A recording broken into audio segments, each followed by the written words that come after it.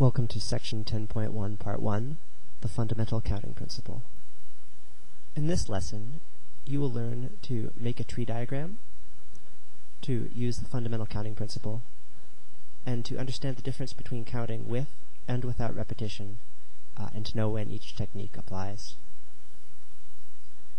So, the Fundamental Counting Principle deals with figuring out how many ways that you can do something based on the possibilities that you have for doing that thing. So we'll look at that by examining the example of the number of ways that you can make an ice cream dessert. So here's the problem that we'll look at. How many different ways can you build an ice cream dessert if you have two kinds of cone? One kind being a waffle cone, and the other kind being a regular cone. And if you have three different flavors of ice cream, chocolate ice cream, vanilla, or strawberry. In order to figure out how to do this problem, we will work with a drawing, which is really a good way to solve any kind of math problem, really. So let's start off by drawing a picture of a regular cone and a picture of the more pointy waffle cone. These are beautiful drawings, I think. I labored over them for hours, so I hope you think that they're beautiful as well. So let's say that you chose the regular cone. If you chose the regular cone, then you would have three different options of putting ice cream in that cone. You could either put vanilla ice cream in the cone, you could put chocolate ice cream in the cone, or you could put strawberry ice cream in the cone, and that would give you three different choices. So on the other hand, if you had chosen the waffle cone instead, you would still have those three choices. You would have vanilla in the waffle cone, chocolate in the waffle cone, or strawberry in the waffle cone. And so you can see that the way that we can make this ice cream is actually 6 different ways. We could put the 3 different kinds of ice cream in the regular cone, or we could put the 3 different kinds of ice cream in the waffle cone, giving us 6 different options. This is really the solution to that problem, and I think that if you're taking notes, that this drawing and this solution, the 6 different desserts answer, should be something that goes in your notes. This diagram that we've made here is called a tree diagram.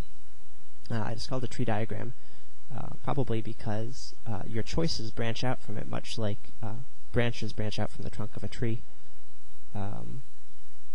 So I think that's probably why it's called a tree diagram. So we'll use this tree diagram idea to illustrate the fundamental counting principle, which is the topic of our lesson today.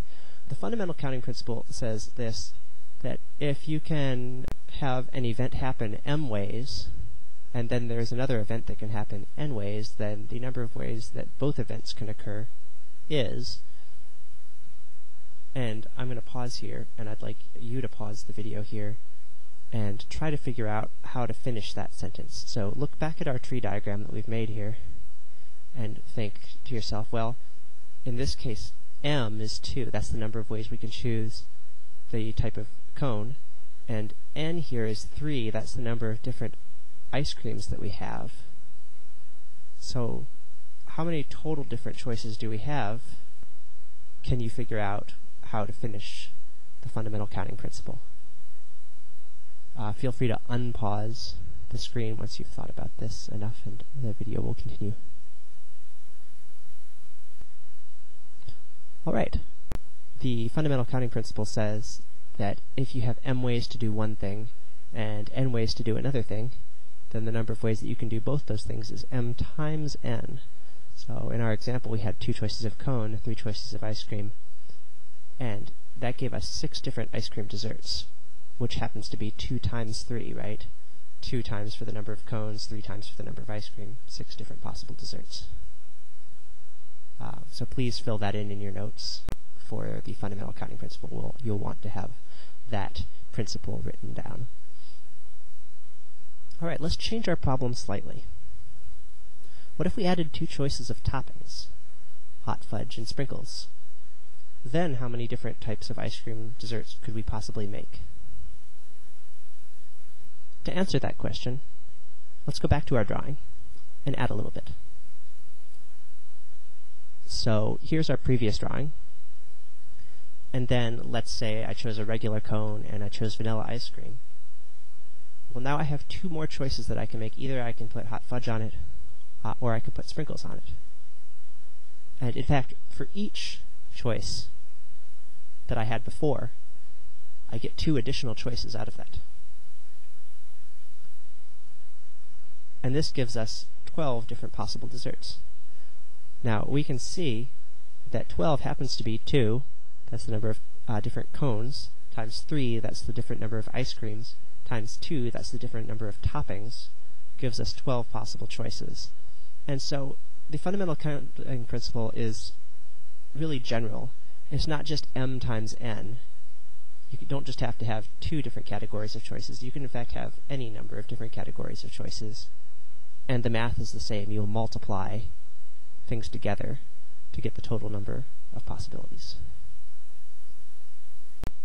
Let's take a look at another example. This one is going to be a bit more complicated. So let's use the fundamental counting principle to count the number of different license plates that you can have if there are 6 characters on it, and the first 2 are letters and the last 4 are numbers. So we can do this problem the way we did before, where we just start making a list of things. Here's the first possible license plate. We'll just choose the lowest 2 letters in the alphabet, followed by the lowest digits that you can have. And we can keep adding on to that in a logical fashion, counting upwards. And eventually we'll have them all written down, but that would take a really long time. We could also try to make a tree diagram, as we did before. Say we start with the first character being A, and then, well, we have a choice. Either we could go to A, or we could go to B, or we could go to C, or whatever next. Or if we didn't choose A to be the first one, we could go choose B to be the first character, and then again we'd be able to choose A or B or C, and just keep going like that. But this is sort of problematic because, well, after we've chosen the second letter, then we have to start choosing numbers. So I could have chosen B and then C, and then I'd have to choose a number. And after I chose that number, I'd have to choose another number until we were out of characters for the license plate. And so you can see, if you can visualize this, that this would be a huge, huge tree diagram. In fact, it would probably take tens of thousands of sheets of paper, if not hundreds of thousands, to actually make the tree diagram on it. So it's not a good way to do it. But we could just use the fundamental counting principle. So to use the fundamental counting principle, we need to think about, well, what are the different choices that we're making here? Well, we're making a choice of a letter, another choice of a letter, and then 4 different choices of numbers. So how many letters are in the alphabet? Well, that's 26. And how many digits are there? Well, 0 through 9. If you count them off, that's 10 different things we can choose, 10 different digits. So really, by using the fundamental counting principle, we can see that we have 26 times 26 times 10 times 10 times 10 times 10, which is 6,760,000 different license plates. So I was thinking, how long would this take? And I crunched a few numbers, and even if you wrote down one license plate every 10 seconds, and you did that continuously, it would take you almost 3 years of writing 24 hours a day to write down all those license plates, and that's assuming you wouldn't make a mistake. So really, this is a much more useful way to try to figure out this number than to actually try to make a diagram or write them down. I would probably record this example, especially this page, in your notes. So let's do a slightly different example. Let me change this problem very slightly and say, well, how many different 6-character license plates can we make where the first 2 characters are letters and the last 4 are all different numbers? And I emphasize all different because what I mean by that is you can't have a license plate like AB1113 because you can't repeat 1 like that. But you could choose a license plate like AB 5790 because all those numbers are different. So let's look at how we could solve this sort of problem.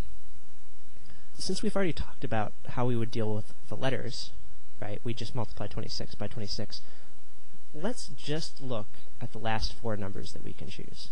So for the first of those four numbers, we see that there's 10 ways to choose from our set of digits, right? We could choose 0, 1, 2, 3, all the way up to 9.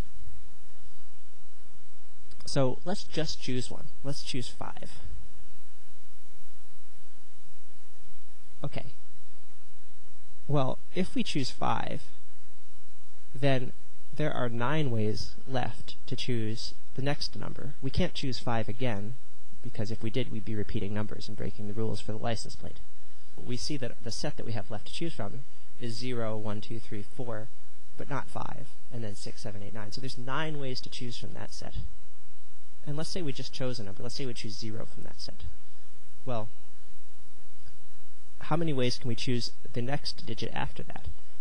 Well, our set's reduced again, right? Now 0 has to be taken out of it because we can't choose 0 again, because 0 is in there. And we're not allowed to use 0 again. So there's 8 ways to choose from this set that remains. Let's choose a number from it. Let's choose the number 8. Well, now there's 7 ways to choose the last digit, because we can't choose 0, we can't choose 5, and we can't choose 8. There's 7 numbers left to choose from. So by the fundamental counting principle then, there's 26 times 26, those are the letters in the alphabet, times 10 times 9 times 8 times 7, different ways to make this license plate, and that's 3,407,040 different license plates. So if you're going to copy an example into your notebook, this might be a page that I would choose to copy in. So these last two examples sort of illustrate an important distinction to make when you're talking about using the fundamental counting principle, and that is whether or not you can repeat something. We notice that if we were allowed to repeat numbers in our first example, there were 6,760,000, but if we were not allowed to repeat those digits, that there are 3,407,040 different possibilities. So being able to repeat something usually means there's a lot more ways that you can do that. In fact, in this case, it's almost twice as many ways, just by being allowed to repeat the digits. I would also copy this distinction into your notes. Here's what I'd like you to do for next time. I would like you to think about if in our last example, we also asked not to have repeats of the letters in the license plate. So in other words, no duplicates of letters could be used. In that case, how many license plates would we be able to make? So think about that before you come into class, and we'll talk about it. Okay, so to recap this lesson, we've discussed how to count the number of ways to do things. We can do that by creating a tree diagram, but we probably would not want to do that unless we're fairly sure that it would have a small number of ways to do things, because otherwise it would quickly get out of hand. We also learned how to count the number of ways to do things by using the fundamental counting principle. And in particular, we looked at when repetition is allowed and when repetition is not allowed, and how that affects how we count. All right. Have an excellent evening.